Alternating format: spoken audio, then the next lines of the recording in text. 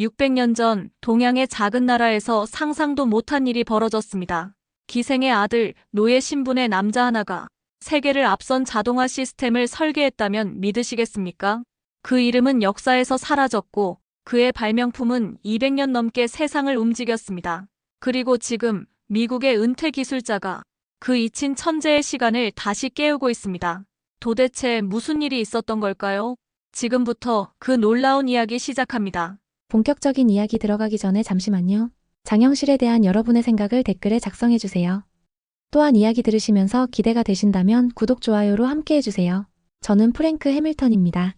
스미스소니언에서 40년 가까이 기계 구조와 천문 관측 장치를 연구해온 늙은 기술자죠. 61의 나이에 은퇴를 2달 앞두고 있었습니다.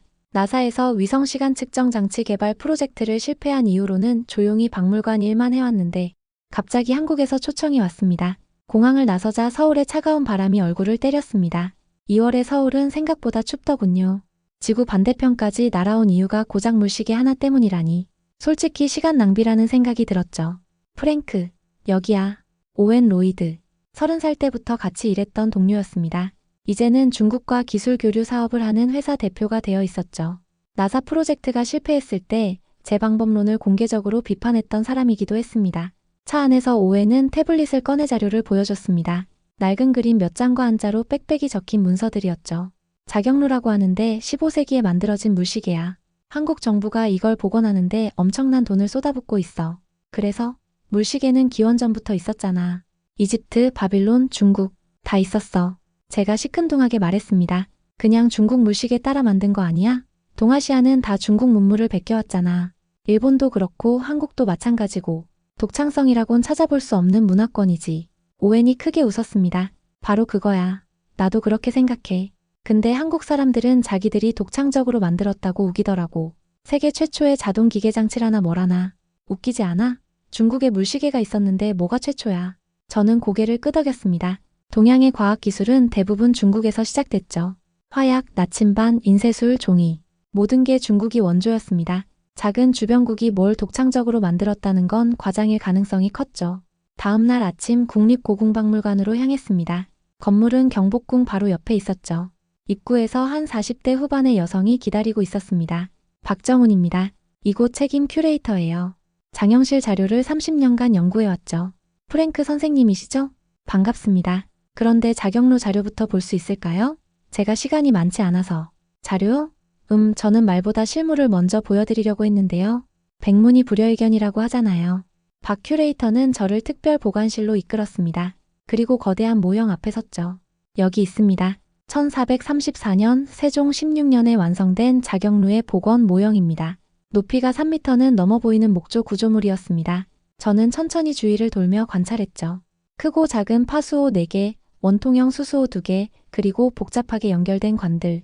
하지만 그게 다가 아니었습니다. 잠깐, 이 부력 장치는 뭐죠? 그리고 여기 이 기계식 연동 구조는? 제 목소리가 떨렸습니다. 이건 단순한 물시계가 아니었죠. 보셨군요. 물이 일정하게 떨어지면 수수호의 부표가 올라가요.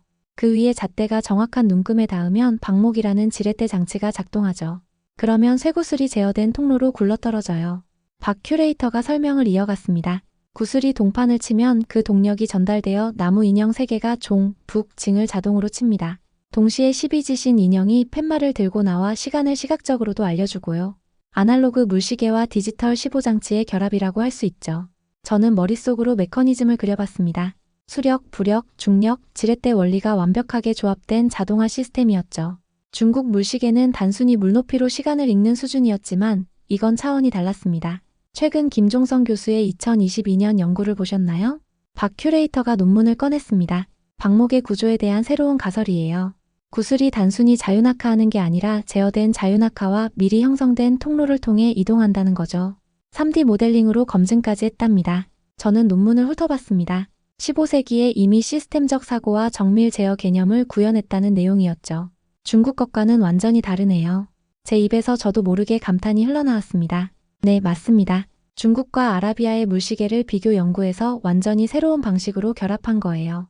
세계 최초로 자동기계 장치를 이용한 시간 측정 도구 중 하나로 평가받죠. 유럽보다 200년은 앞선 기술이었습니다. 오웬이 옆에서 팔짱을 끼며 코웃음을 쳤습니다. 그래도 기본은 중국 거잖아. 부품을 조금 바꿨다고 독창적이라고 할 수 있나? 하지만 저는 이미 다른 생각에 빠져 있었습니다. 이건 단순한 모방이 아니었죠. 서로 다른 문명의 기술을 완전히 이해하고 해체한 뒤 새로운 원리로 재조립한 것이었습니다. 현대의 융합 기술과 같은 개념이었죠. 프랭크 선생님, 이게 다가 아니에요. 박 큐레이터가 말을 이었습니다. 자격루는 단순한 시계가 아니라 조선의 표준시를 만든 장치였습니다. 궁중과 관공서는 물론 한양 전체가 이 시계의 종소리로 하루를 시작하고 마감했죠. 도성문을 열고 닫는 기준이 되는 표준 시계였어요. 세종은 이 자격루 제작을 극찬하며 진심으로 장영실이 아니면 자격루를 만들기 힘들었을 것이라고 실록에 기록했습니다. 저는 복원 모형을 만지며 깊은 생각에 잠겼습니다. 600년 전 동양의 작은 나라에서 이런 정교한 자동화 시스템을 만들었다는 게 믿기지 않았죠. 더구나 이건 왕의 사치품이 아니라 공공의 시간을 위한 장치였다니. 그날 저녁 연구실에 남아 박 큐레이터가 준 자료를 검토했습니다. 세종실록의 번역본, 보루각기 기록, 복원 과정의 시행착오들. 읽으면 읽을수록 놀라웠죠. 이 정도 정밀도와 자동화 수준이라면 당시 유럽의 어떤 시계보다도 앞서 있었습니다. 갑자기 나사 프로젝트가 떠올랐습니다. 저도 완벽한 시간 측정 시스템을 만들려 했었죠. 하지만 실패했고 모든 걸 잃었습니다. 그런데 600년 전 누군가는 이미 그 꿈을 현실로 만들었다는 겁니다. 내가 정말 크게 착각하고 있었구나. 이 자격루를 만든 사람은 대체 누구였을까? 커피잔을 내려놓으며 중얼거렸습니다. 그 이름이 궁금해지기 시작했죠. 다음 날 아침 저는 박 큐레이터와 함께 자격루의 설계 원리를 더 자세히 검토하고 있었습니다. 파수호에서 수수호로 이어지는 물의 흐름, 부전이라 불리는 잣대의 정교한 눈금, 하루를 12시 100각으로 나눈 시간 체계. 모든 게 체계적이고 과학적이었죠. 그런데 이 모든 걸 설계한 사람이 누구죠? 제가 물었습니다. 박 큐레이터가 잠시 침묵하다가 천천히 입을 열었습니다. 장영실입니다. 들어보셨나요? 영실? 처음 듣는 이름인데요. 그럴 겁니다. 서양에는 잘 알려지지 않았으니까요. 그런데 프랭크 선생님, 더 놀라운 건 그의 출신입니다. 박 큐레이터가 세종실록의 번역본을 펼쳤습니다. 장영실의 아버지는 원나라 소주, 항주 출신의 귀화인 장성이었어요. 하지만 어머니가 기생이었습니다. 기생이요? 네, 조선시대 예술과 접대를 담당했던 여성들이죠. 천민 신분이었고 당시 조선은 어머니가 천민이면 자식도 그 신분을 따랐습니다. 장영실은 동래연의 관노로 태어났어요. 저는 충격을 받았습니다. 관노라니. 정부 소유의 노예라는 뜻이었죠. 잠깐, 노예가 이런 정교한 기계를 만들었다고요? 그게 가능한가요? 바로 그게 놀라운 점입니다. 세종실록을 보면 세종이 장영실을 상의원 별자 정오품 관직에 임명하려 했을 때 엄청난 반발이 있었어요. 박 큐레이터가 해당 부분을 가리켰습니다. 이조판서 허조가 기생의 소생을 상의원에 임용할 수 없다며 강하게 반대했습니다. 상의원은 임금의 의복과 궁중 일용품, 금은 보화를 공급하는 중요한 기관이었거든요. 오웬이 옆에서 비웃었습니다. 노예를 고위직에? 말도 안 되는 소리야. 조선이 그렇게 개방적이었을 리가. 하지만 박 큐레이터는 계속했습니다. 세종은 달랐습니다. 그는 백성을 위한 생활과학 발전을 도모하려면 장영실이 필요하다며 신분보다 능력이 우선되어야 함을 역설했어요. 황희, 맹사성 등 대신들과 논의를 거쳐 결국 장영실을 임명했죠. 저는 자료를 뚫어져라 쳐다봤습니다. 15세기에 그것도 엄격한 신분제 사회에서 이런 일이 가능했다니. 그럼 장영실은 어떻게 그런 재능을 키웠죠? 노예가 교육을 받을 수 있었나요? 동래연에서 금은 재련 기술이 뛰어난 중국인 김새 등에게 기술을 배웠다고 합니다. 어린 시절부터 남다른 재주를 보였고 그 소문이 조정까지 전해졌죠. 태종이 먼저 그의 재능을 알아보고 발탁했습니다. 제가 권태식 교수를 만난 건 그날 오후였습니다. 74세 노 교수는 서울대에서 과학사를 가르치다 은퇴한 분이었죠. 장영실과 자격루 연구로 노벨 문학상 후보에까지 올랐다는 소문이 있었습니다. 프랭크 선생, 장영실에 대해 알고 싶다고요? 권 교수의 연구실은 책과 자료로 가득했습니다. 벽에는 조선시대 과학기구들의 도면이 빼곡히 걸려 있었죠. 네, 관노 출신이 어떻게 이런 발명을 할 수 있었는지 이해가 안 됩니다. 권 교수가 천천히 고개를 끄덕였습니다. 세종 즉위 후 장영실은 명나라에 유학을 갔습니다. 천문관측 시설 관련 자료를 수집해왔죠. 하지만 중요한 건 그가 단순히 베낀 게 아니라는 겁니다. 교수님이 두꺼운 연구서를 펼쳤습니다.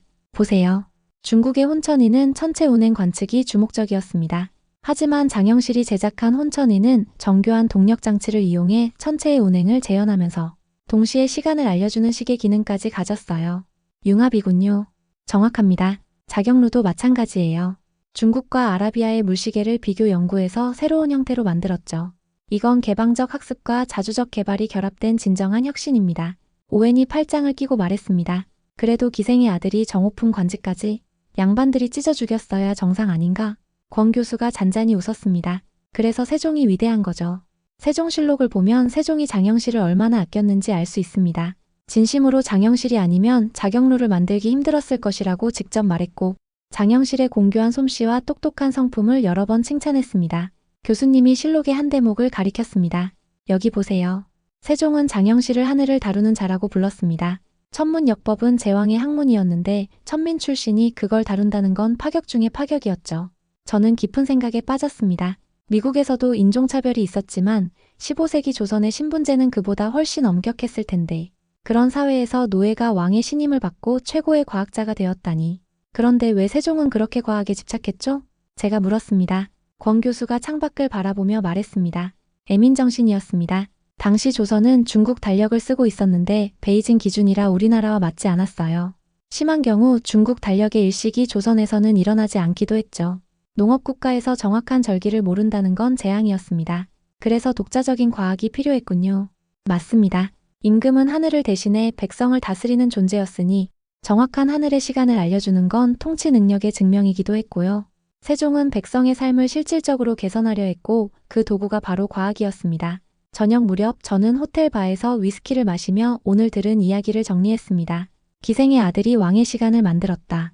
노예 신분으로 태어났지만 능력만으로 최고 위직에 올랐다. 그리고 그의 발명품이 조선 전체의 표준시가 되었다. 프랭크 아직도 그 노예 이야기에 빠져 있어? 오웬이 다가와 앉았습니다. 장영실 말이야. 대단하지 않아? 그 시대의 신분을 뛰어넘었다니. 글쎄 결국 호군에서 대호군 종삼품까지 올라갔다지. 천민이 그 정도면 충분히 특혜받은 거 아니야?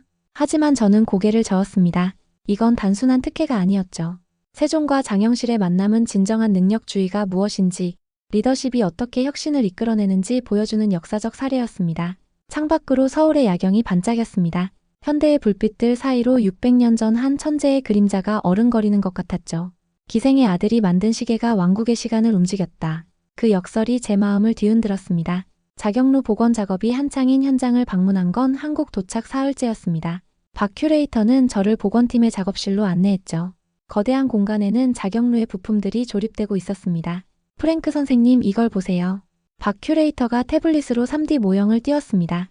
자격루 내부가 해체되어 각 부품의 작동 원리가 선명하게 보였죠. 파수호 4개에서 물이 일정하게 흘러내립니다. 유압을 일정하게 유지하는 게 핵심이었죠.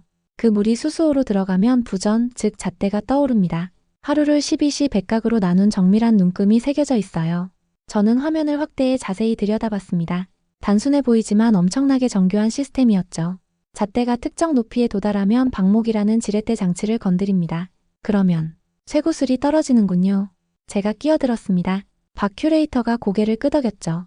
네, 하지만 단순한 낙하가 아닙니다. 김종성 교수의 2022년 연구에 따르면 구슬은 제어된 자유낙하를 하고 미리 형성된 통로를 통해 이동합니다. 15세기에 이미 정밀 제어 개념을 구현한 거죠. 복원 기술자 한 명이 다가왔습니다. 이 부분이 가장 어려웠어요. 구슬이 정확한 위치에 떨어져야 동판을 제대로 칩니다. 그 진동이 연쇄적으로 전달되어 인형들이 움직이죠. 인형들이요? 네, 나무 인형 3개가 각각 종, 북, 징을 칩니다. 동시에 12지신 인형이 나타나 시간을 알려주고요. 쥐는 자시, 소는 축시. 이런 식으로요. 저는 깊은 감탄을 내뱉었습니다. 이건 단순한 시계가 아니었죠. 기계식 낙하 시스템, 자동화된 타종 장치, 시각적 디스플레이까지. 600년 전에 이런 통합 시스템을 구현했다니. 이거 현대공학으로 봐도 완벽해요. 아날로그와 디지털의 결합이라고 할까요? 오웬이 옆에서 중얼거렸습니다. 그래도 물시계는 물시계잖아. 정확도가 얼마나 되겠어? 박 큐레이터가 미소를 지었습니다. 세종실록에 따르면 자격루의 오차는 하루에 2-3분 정도였습니다. 15세기 기준으로는 경이로운 정확도죠. 유럽의 기계식 시계도 이 정도 정확도를 달성하는데 200년이 더 걸렸습니다. 권태식 교수를 다시 만난 건 그날 오후였습니다. 교수님은 자격루의 철학적 의미를 설명했죠. 프랭크 선생, 자격루는 단순한 기계가 아닙니다. 여기엔 세종의 통치 철학이 담겨 있어요. 통치 철학이요? 네. 보세요. 왜 굳이 12지신 인형을 만들었을까요? 한자를 모르는 백성들도 시간을 알 수 있게 하려는 겁니다. 쥐, 소, 호랑이. 누구나 아는 동물들이죠. 저는 고개를 끄덕였습니다. 기술의 배려를 담은 것이었군요. 그리고 이 자격루는 경복궁에만 있지 않았습니다. 종묘 앞 해정교 같은 공공장소에도 설치됐죠. 왕의 시간이 아니라 백성의 시간이 된 겁니다. 공공시계라. 맞습니다. 자경루의 종소리로 한양 전체가 움직였어요. 관청의 업무 시작, 도성문 개폐, 통행 금지 시간. 모든 게 이 시계를 기준으로 했죠. 왕과 백성이 같은 시간을 공유한 겁니다. 저는 복원 현장에서 본 정교한 부품들을 떠올렸습니다. 물의 흐름에서 시작해 종소리로 끝나는 그 과정. 거기엔 단순한 기술을 넘어선 무언가가 있었죠. 세종은 시간을 통제하려 한 게 아니라 나누려 했군요. 정확합니다. 그게 바로 자경루에 담긴 왕의 철학입니다. 정확하고 공정한 시간. 그리고 그 시간은 모두의 것이어야 한다는. 그날 저녁 저는 다시 복원 현장을 찾았습니다. 야간 작업 중인 기술자들이 마지막 조립을 하고 있었죠. 내일 첫 시험 가동입니다. 박 큐레이터가 말했습니다. 600년 만에 자경루가 다시 움직이는 거죠. 저는 거대한 기계를 올려다봤습니다. 파수호, 수수호, 방목, 15장치. 모든 부품이 유기적으로 연결되어 있었죠. 그때 문득 깨달았습니다. 이건 단순한 발명품이 아니었어요. 시간을 통해 왕과 백성을 연결하려 했던 세종의 꿈, 그리고 그 꿈을 현실로 만든 장영실의 기술. 둘이 만나 탄생한 작품이었죠. 이건 시계가 아니라 시스템이네요. 사회 시스템. 제가 중얼거렸습니다. 오웬이 처음으로 진지한 표정을 지었습니다. 그래도 너무 과대평가하는 거 아니야? 아니요. 이건 과소평가됐어요. 600년 동안 창밖으로 서울의 불빛들이 보였습니다. 각자의 시간을 살아가는 수백만의 사람들. 그들도 알아요? 600년 전 이 도시에선 모두가 같은 종소리를 들으며 하루를 시작했다는 걸. 자경루는 단순히 시간을 재는 기계가 아니었습니다. 그것은 한 시대의 철학이 담긴 돌과 나무와 쇠로 만든 꿈이었죠. 네 번째 날 아침 저는 종묘 앞에 서 있었습니다. 박 큐레이터가 특별한 것을 보여주겠다며 이곳으로 안내했죠. 고즈넉한 돌담 너머로 무언가가 보였습니다. 저게 뭐죠? 앙부일구입니다. 해시계예요. 가까이 다가가자 독특한 모양이 눈에 들어왔습니다. 가마솥을 엎어놓은 것 같은 방구형. 그 안쪽에는 복잡한 선들이 그어져 있었죠. 앙부일구. 하늘을 바라보는 가마솥이란 뜻이군요. 네, 1434년에 만들어졌습니다. 자경루와 같은 해죠. 그런데 프랭크 선생님, 세계 여러 지역의 해시계 중에서 오목한 모양은 이것뿐입니다. 저는 시판을 자세히 들여다봤습니다. 가운데 아래쪽에 비스듬히 꽂힌 막대가 있었죠. 영침이라고 하더군요. 왜 오목하게 만들었을까요? 평면 해시계는 아침과 저녁에 그림자가 왜곡됩니다. 하지만 오목한 시판은 해가 떠 있는 낮 동안 언제나 정확한 시각을 보여주죠. 독창적인 해결책이었습니다. 박 큐레이터가 시판의 선들을 가리켰습니다. 세로 써는 시간, 가로 써는 절기를 나타냅니다. 그림자의 길이로 계절을, 위치로 시간을 알 수 있었죠. 24절기를 13개 선으로, 시간은 7개 선으로 표시했어요. 그때 제 눈에 특이한 것이 들어왔습니다. 시각 표시 부분에 한자가 아닌 그림들이 있었죠. 잠깐, 이건 동물 그림이네요? 네, 바로 그겁니다. 12지신이에요. 자신은 쥐, 축신은 소. 한자를 모르는 백성들도 시간을 읽을 수 있게 한 거죠. 저는 감탄을 금할 수 없었습니다. 이런 세심한 배려라니. 문맹률이 높았던 시대의 모든 사람이 시간을 알 수 있도록 디자인한 것이었죠. 영침의 각도도 특별합니다. 박 큐레이터가 설명을 이어갔습니다. 한양의 위도, 북위 37도 39분 15초에 정확히 맞춰져 있어요. 춘분 정오에 그림자가 시판 정중앙에 오도록 조정했죠. 현대 천문학의 춘분점 개념과 같습니다. 오웬이 곁에서 중얼거렸습니다. 해시계야 고대부터 있었잖아. 이집트, 그리스. 맞아요. 하지만 이렇게 정교하고 실용적인 건 없었죠. 권 교수가 우리 뒤에 서 있었습니다. 언제 왔는지 몰랐네요. 앙부일구의 진짜 혁신은 보급에 있습니다. 세종은 이걸 해정교와 종묘 앞에 설치했어요. 우리나라 최초의 공중시계였죠. 공중시계라. 네. 왕궁의 물시계는 소리로 시간을 알렸다면 거리의 해시계는 눈으로 시간을 확인할 수 있게 했습니다. 낮과 밤, 소리와 빛으로 온 도성이 같은 시간을 공유한 거죠. 권 교수가 작은 물건을 꺼냈습니다.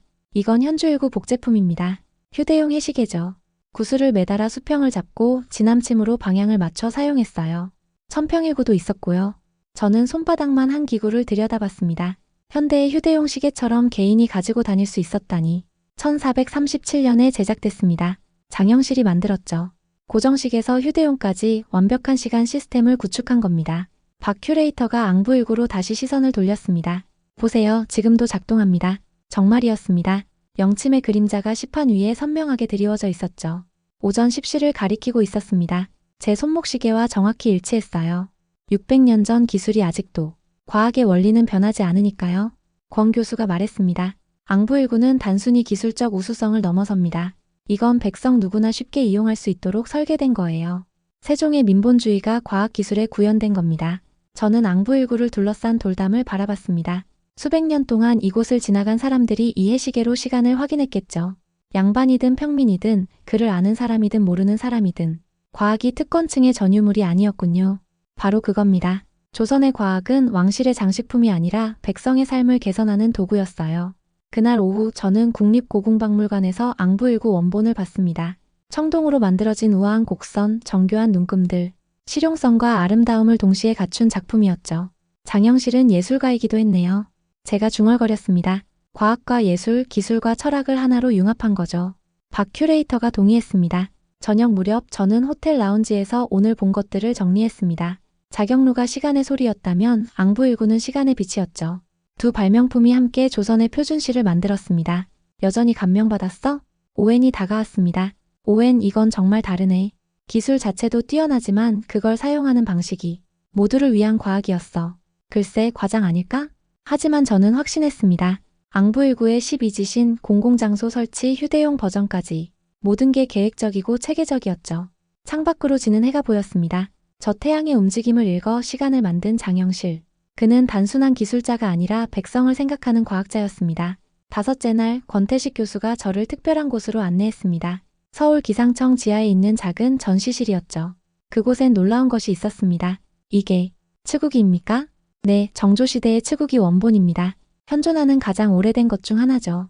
주철로 만든 원통형 그릇. 깊이 약 31cm, 지름 약 15cm.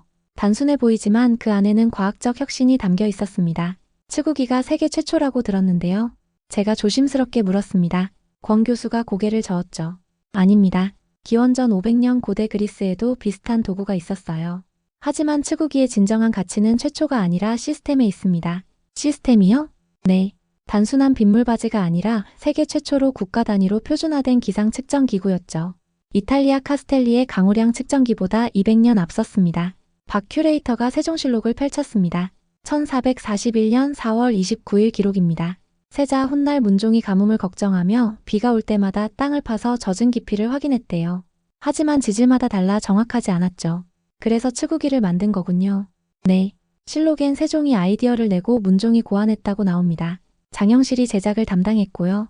영화에선 장영실이 발명한 것처럼 나오지만 실제론 왕실의 애민정신이 만든 발명품이었죠. 권 교수가 치국이를 가리켰습니다. 보세요. 돌로 만든 치구대 위에 올려놓고 사용했습니다. 비가 온 후 고인 물의 깊이를 주척으로 측정했죠. 주척은 약 20.8cm인데 2mm 단위까지 정밀하게 잴 수 있었어요. 2mm까지요? 저는 놀랐습니다. 15세기에 그런 정밀도라니.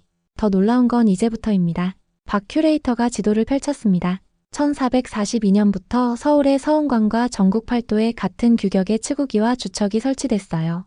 각 고을 수령이 직접 강수량을 측정해서 감사에게 보고하고 감사는 중앙에 보고했죠. 전국적인 관측 네트워크를 구축했다는 거네요? 맞습니다. 세계 최초의 전국 단위 우량 관측 및 보고 체계였죠. 정조는 이를 더 강화해서 하루를 세 구간으로 나눠 측정하게 했습니다. 오웬이 팔짱을 끼고 물었습니다. 그게 왜 중요한데? 비온 양을 재는 게 뭐가 대단하다고. 권 교수가 진지하게 대답했습니다. 조선은 농업국가였습니다. 농업 생산의 성공은 백성들의 생존과 직결됐죠. 정확한 강우량 데이터는 가뭄과 홍수를 예측하고 대비할 수 있게 했어요. 교수님이 낡은 장부를 보여줬습니다. 정조시대부터 1910년까지의 강수량 기록입니다. 이런 장기간 기상 데이터는 현대 기후 연구에도 귀중한 자료예요. 저는 빼곡히 적힌 숫자들을 보며 감탄했습니다. 수백 년간 꾸준히 기록된 데이터. 이건 단순한 측정이 아니라 과학적 사고의 증거였죠.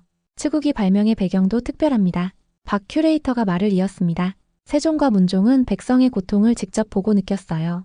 가뭄으로 굶주리는 백성들을 위해 뭔가 해야 했죠. 그래서 비를 정확히 측정하기 시작한 겁니다. 과학이 애민정신에서 나왔군요. 바로 그겁니다. 조선의 과학은 항상 왜라는 질문에서 시작했어요. 백성이 고통받는 이유, 그걸 해결할 방법. 치구기도 그 답 중 하나였죠. 그날 오후 저는 창덕궁에서 또 다른 치구기를 봤습니다. 복제품이었지만 당시 모습 그대로였죠. 장영실은 이것도 만들면서 무슨 생각을 했을까요? 제가 중얼거렸습니다. 아마 백성들의 얼굴을 떠올렸겠죠. 가뭄에 시달리는 농민들, 홍수에 집을 잃은 사람들. 박 큐레이터가 대답했습니다. 저녁 무렵 비가 내리기 시작했습니다. 호텔로 돌아가는 길에 빗방울이 얼굴에 닿았죠. 문득 600년 전 사람들도 이 비를 맞으며 치구기를 바라봤을 거란 생각이 들었습니다. 치구기가 있으니 안심이다. 올해 농사는 괜찮겠지. 그런 희망을 품으며 말이죠. 호텔 로비에서 오웬을 만났습니다. 프랭크 흠뻑 젖었네. 응, 비를 좀 맞았어. 그런데 오웬, 이 비를 600년 전부터 측정했다고 생각하니 느낌이 다르더라. 또 감상에 젖었군. 하지만 저는 진심이었습니다. 치구기는 단순한 도구가 아니었어요. 백성의 생존을 위한 과학, 국가 차원의 데이터 수집, 장기적 관찰과 기록, 현대 과학의 기본 원칙들이 이미 15세기 조선에 있었던 겁니다. 창밖으로 빗줄기가 세차게 내렸습니다. 저는 그 빗물이 치구기에 고이는 모습을 상상했죠. 똑똑똑 한 방울씩 쌓여가는 데이터. 그것이 모여 백성을 살리는 지혜가 되었을 겁니다. 장영실과 세종, 문종. 그들은 하늘에서 내리는 물방울에서 과학을 보았고 그 과학으로 백성을 구하려 했습니다. 자경루 복원식 전날이었습니다. 저는 복원 현장에서 마지막 점검을 하고 있었죠. 내일이면 600년 만에 자경루가 다시 울릴 예정이었습니다. 프랭크, 오웬이 급하게 다가왔습니다. 표정이 심상치 않았죠. 뭔가 재밌는 걸 발견했어. 장영실 말이야. 그 녀석 결국 곤장 맞고 쫓겨났더라고. 뭐라고? 세종실록 1442년 3월 16일자야. 임금이 타는 수레가 부서졌대. 그걸 만든 책임자가 장영실이었고 곤장 80대를 맞고 파직됐어. 저는 충격을 받았습니다. 그 위대한 발명가가 수레 하나 때문에 그게 마지막 기록이야. 그 이후로 장영실은 역사에서 사라졌어. 박 큐레이터가 우리 대화를 듣고 있었습니다. 그녀의 표정이 어두워졌죠. 아녀 파손 사건. 참 안타까운 일이죠. 아녀가 뭐예요? 임금이 타는 가마예요. 수레라고도 하죠. 장영실이 만든 아녀가 부서져서 세종이 넘어질 뻔했답니다. 권태식 교수를 급히 찾아갔습니다. 교수님은 조용히 자료를 꺼냈죠. 프랭크 선생, 이게 궁금하셨군요. 네, 어떻게 그런 일이? 여러 해석이 있습니다. 우선 사실부터 말씀드리죠. 1442년 장영실이 만든 왕의 수레가 파손됐습니다. 세종은 크게 노했고 장영실은 곤장 80대를 맞고 관직에서 쫓겨났죠. 그게 끝인가요? 네, 그 이후 기록은 없습니다. 생물 연도조차 알 수 없어요. 교수님이 창밖을 바라보며 말을 이었습니다. 하지만 깊이 들여다볼 필요가 있습니다. 당시 장영실은 천민 출신으로 제왕의 학문인 천문역법을 연구했어요. 양반 관료들에겐 눈엣 가시였죠. 질투였을까요? 그럴 수도 있습니다. 또 다른 해석도 있어요. 세종조차 말년에는 부담스러워했다는 거죠. 더는 하늘을 보지 말라며 수레 제작 같은 단순 기술직을 맡겼다고. 박 큐레이터가 끼어들었습니다. 장영실은 과학자였어요. 자경루, 앙부일구, 간이, 혼천이. 하늘과 시간을 다루던 사람이 갑자기 수레나 만들라니. 얼마나 억울했을까요? 그래서 일부러 부실하게 만들었다? 아니요, 그건 아닐 겁니다. 장영실은 그런 사람이 아니에요. 아마 불운한 사고였겠죠. 하지만 그게 빌미가 된 거예요. 권 교수가 책을 덮으며 말했습니다. 중요한 건 이겁니다. 아무리 뛰어난 기술자라도 조선 사회에서 천민은 여전히 불안정한 지위였다는 것. 왕의 총애도 영원하지 않았고요. 저는 복원된 자경루를 바라봤습니다. 저 정교한 기계를 만든 천재가 수레 하나로 모든 걸 잃었다니. 그런데 이상하지 않아요? 제가 물었습니다. 왜 장영실의 다른 기록은 없을까요? 출생도 사망도 가족도 아무것도 없다는 게 천민이었으니까요. 박 큐레이터가 씁쓸하게 말했습니다. 당시엔 천민의 삶을 기록할 가치가 없다고 봤어요. 왕명으로 일할 때만 잠깐 역사에 등장했을 뿐이죠. 오웬이 고개를 저었습니다. 결국 신분의 한계를 못 벗어난 거네. 아무리 능력이 뛰어나도. 하지만 권 교수가 말했습니다. 장영실의 이름은 지워졌지만 그의 발명품은 남았습니다. 자경루는 임진왜란 때까지 200년간 울렸고 앙부일구는 조선 말까지 사용됐죠. 치구기는 20세기 초까지 강우량을 측정했고요. 기록에서 사라졌지만 발명은 남았다. 네, 그게 진정한 승리 아닐까요? 이름은 잊혀져도 그가 만든 것들이 수백 년간 백성의 삶을 도왔으니 그날 밤 저는 잠을 이룰 수 없었습니다. 내일 복원된 자경루가 첫 종을 울릴 예정이었죠. 장영실이 만든 그 시계가 600년 만에 다시 시간을 알릴 겁니다. 장영실은 어떤 마음으로 아녀를 만들었을까? 천재 과학자가 단순한 수레를 만들며 느꼈을 굴욕감. 하늘의 시간을 재던 손으로 나무바퀴를 깎아야 했던 심정. 그리고 그 수레가 부서졌을 때의 절망. 하지만 역설적이게도 그의 불행한 최후가 오히려 그를 전설로 만들었는지도 모릅니다. 권력에 의해 지워진 천재. 신분의 벽에 부딪힌 혁신가. 그 비극적 서사가 오늘날 우리에게 더 큰 울림을 주는 것 같았습니다. 창밖으로 서울의 불빛들이 보였습니다. 저 도시 어딘가에 장영실의 흔적이 남아있겠죠. 비록 이름은 지워졌지만 그가 만든 시간은 여전히 흐르고 있었습니다. 내일 자경루가 울리면 그건 단순한 종소리가 아니야. 600년 전 한 천재의 영혼이 다시 깨어나는 소리일 거야. 저는 그렇게 생각하며 눈을 감았습니다.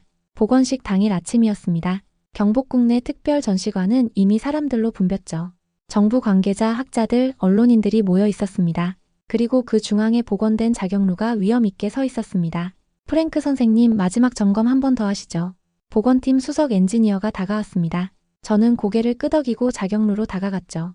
파수호의 물이 일정하게 흐르고 있었습니다. 수수호의 수위가 천천히 올라가고 있었고 부전의 눈금이 정확히 보였죠. 모든 게 완벽했습니다. 방목 장치 확인했습니다. 구슬 낙하 경로도 정상이고요. 15장치는 12지신 인형들 모두 작동 확인했습니다. 종, 북, 징도 준비됐고요. 저는 깊게 숨을 들이쉬었습니다. 이론적으로는 완벽했지만 실제로 작동할지는 또 다른 문제였죠. 10분 후면 정오입니다. 첫 15가 울릴 예정이죠. 박정훈 큐레이터가 긴장한 표정으로 말했습니다. 시간이 천천히 흘렀습니다. 모든 사람의 시선이 자경루에 고정됐죠.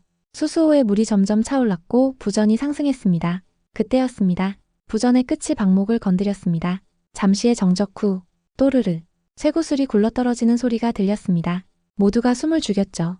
탕! 구슬이 동판을 쳤습니다. 그 진동이 기계장치로 전달되었고 댕댕댕 종이 울리기 시작했습니다. 정확히 12번. 이어서 북소리, 징소리가 차례로 울렸죠.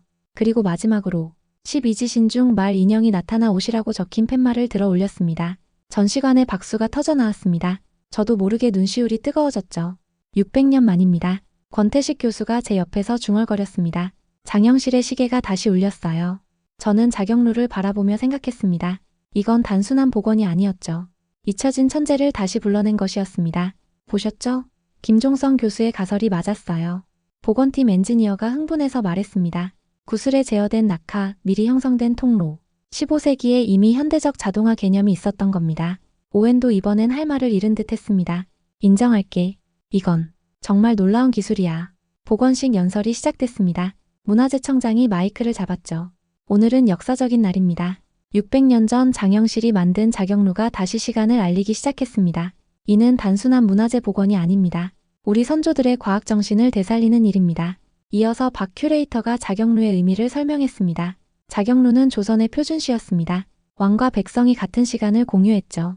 이는 세종의 애민정신과 장영실의 기술이 만난 결과입니다. 저도 짧은 인사말을 했습니다. 저는 미국에서 온 늙은 기술자입니다. 처음엔 동양의 작은 나라가 무슨 독창적인 과학을 가졌겠나 생각했죠. 하지만 제가 틀렸습니다. 자경루는 15세기 세계 최고 수준의 자동화 기술이었습니다. 청중들이 주목했습니다. 저는 말을 이었죠. 더 중요한 건 이 기술의 목적입니다. 왕의 권위를 위한 게 아니라 백성과 시간을 나누기 위한 것이었죠. 현대 기술자들도 배워야 할 철학입니다. 연설이 끝나고 사람들이 자경루를 가까이서 보기 시작했습니다. 물이 흐르고 부표가 뜨고 시간이 측정되는 과정을 직접 목격했죠. 한 초등학생이 물었습니다. 아저씨, 이거 진짜 600년 전에 만든 거예요?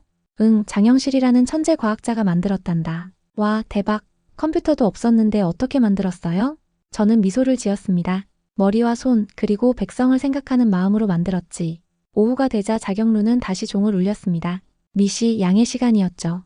12지신 양 인형이 나타나 시간을 알렸습니다. 이제 진짜 작동하는군요. 오웬이 감탄했습니다. 프랭크, 미안해. 내가 편견을 가졌었어. 이건 정말 혁신적이야. 저는 자경루를 바라보며 중얼거렸습니다. 이건 완성이 아니라 복권이야. 장영실의 명예가 회복되는 순간이지. 해가 지고 전시관의 조명이 켜졌습니다. 자경루는 묵묵히 시간을 재고 있었죠. 600년의 침묵을 깨고 다시 살아난 시계. 박 큐레이터가 다가왔습니다. 프랭크 선생님 어떠세요? 완벽합니다. 아니, 그 이상이에요. 이제야 장영실이 왜 위대한지 진짜로 알겠어요. 현대 기술자들도 복원하는데 2년이 걸렸어요. 600년 전에 이걸 창조했다니. 저는 고개를 끄덕였습니다. 자경루의 종소리가 또 울렸죠. 그 소리가 마치 장영실의 목소리처럼 들렸습니다. 나는 여기 있다. 기록은 지워졌지만 내 시간은 계속 흐른다. 그날 밤 저는 복원된 자경루 앞에 오래 서 있었습니다. 은퇴를 앞둔 늙은 기술자가 600년 전 천재를 만난 순간이었죠. 이제 저는 단순한 기술자가 아닙니다. 장영실과 세종의 시간을 목격한 증인이 된 것입니다. 스미스소니언으로 돌아온 지 한 달이 지났습니다. 오늘은 제 공식 퇴임 강연이었죠. 40년간 일했던 이곳에서의 마지막 날입니다. 강당은 가득 찼습니다. 동료들, 후배 연구원들, 그리고 과학기술에 관심 있는 일반인들까지. 저는 준비한 슬라이드를 확인했죠. 여러분, 오늘 제가 들려드릴 이야기는 600년 전 조선의 한 천재 과학자에 관한 것입니다. 첫 슬라이드를 띄웠습니다. 장영실 마이너스 시스템의 철학자라는 제목이 화면에 나타났죠.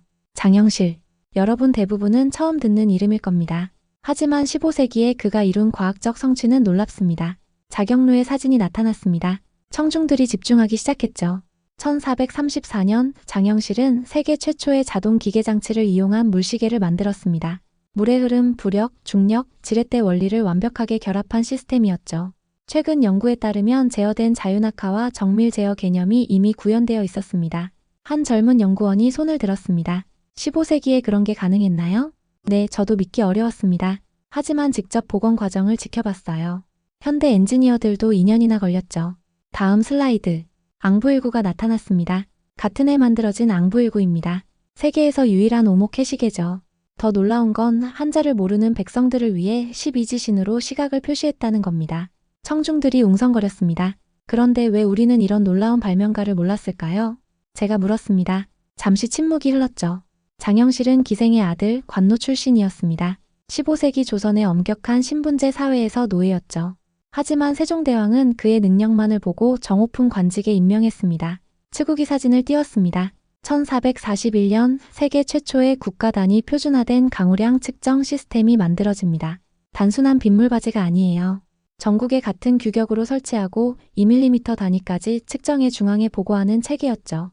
한 교수가 질문했습니다. 그럼 왜 서양 과학사에는 언급이 없죠? 좋은 질문입니다. 조선은 발명보다 먼저 왜 그것을 만들어야 하는지를 고민했습니다. 모든 발명의 목적은 백성의 삶을 개선하는 것이었죠. 왕의 권위나 부의 축적이 아니라. 저는 잠시 멈추고 청중들을 둘러봤습니다. 세종은 말했습니다. 백성을 위한 생활과학 발전을 도모하려면 장영실이 필요하다. 신분보다 능력, 권위보다 실용. 이게 조선 과학의 철학이었습니다. 간이와 혼천의 사진들이 이어졌습니다. 장영실은 중국의 혼천이를 단순히 베끼지 않았습니다. 천체 관측 기능에 시계 기능을 결합해 새로운 것을 만들었죠. 개방적 학습과 자주적 개발의 완벽한 융합입니다. 마지막 슬라이드. 복원된 자경루가 종을 울리는 모습이었습니다. 하지만 1442년 왕의 수레가 부서지는 사고로 장영실은 파직됩니다. 곤장 80대를 맞고 역사에서 사라졌죠. 생물연대조차 알 수 없습니다. 청중들이 숙연해졌습니다. 그러나 그의 발명품들은 남았습니다. 자경루는 200년간 울렸고 앙부19는 조선 말까지 사용됐습니다. 측우기는 20세기까지 강우량을 측정했죠. 기록에서 사라졌지만 그의 시간은 계속 흘렀습니다. 한 학생이 물었습니다. 왜 우리는 그를 이제야 알게 됐나요? 그가 외쳤던 시간이 너무 앞서 있었기 때문입니다. 15세기의 자동화, 표준화, 시스템적 사고를 구현한 사람이었으니까요. 저는 강연을 마무리했습니다. 동료 여러분, 저는 은퇴하지만 한 가지 부탁을 드리고 싶습니다. 과학은 권력이나 부를 위한 게 아닙니다. 장영실이 보여줬듯이 진정한 과학은 사람을 위한 것이어야 합니다. 박수가 터져 나왔습니다. 강연이 끝나고 많은 사람들이 다가왔죠. 프랭크, 놀라운 이야기였어. 한국에 그런 과학자가 있었다니. 더 자세히 알고 싶은데 자료가 있나요? 장영실에 대한 연구를 시작하고 싶습니다. 저는 미소를 지었습니다. 씨앗이 뿌려진 것 같았죠. 그날 저녁 연구실을 정리하며 한국에서 가져온 자료들을 박물관에 기증했습니다. 장영실 특별 전시를 만들기로 했죠. 집으로 돌아가는 길 문득 하늘을 올려다봤습니다. 워싱턴의 하늘에도 별들이 빛나고 있었죠. 600년 전 장영실이 올려다본 그 별들과 같은 별들. 장영실, 당신의 이름을 이제 서양에서도 기억할 겁니다. 기생의 아들이었지만 하늘을 다룬 사람. 기록에서 지워졌지만 시간을 만든 사람. 휴대폰이 울렸습니다. 박정훈 큐레이터였죠. 프랭크 선생님 강연 어떠셨어요? 아주 좋았습니다. 많은 사람들이 장영실에 관심을 보였어요. 정말 다행이네요. 아, 그리고 자경루가 여전히 정확하게 작동하고 있어요. 매일 종소리를 듣는 사람들이 늘어나고 있답니다. 전화를 끊고 저는 생각했습니다. 이제 저는 은퇴한 늙은 기술자가 아닙니다. 장영실의 시간을 지키는 사람이 된 것입니다. 그의 이야기를 전하고 그의 철학을 나누는 증언자가 된 것이죠. 600년의 시간을 넘어 만난 두 기술자. 한 사람은 역사에서 지워졌지만 다른 한 사람이 그를 다시 불러냈습니다. 이것이 제가 마지막까지 할 수 있는 일이었습니다. 잊혀진 천재에게 목소리를 돌려주는 것. 장영실, 당신의 시간은 이제 영원히 멈추지 않을 겁니다. 여기까지 시청해주셔서 정말 감사합니다. 당신의 댓글 하나가 다음 감동을 만듭니다. 구독, 좋아요 잊지 마세요.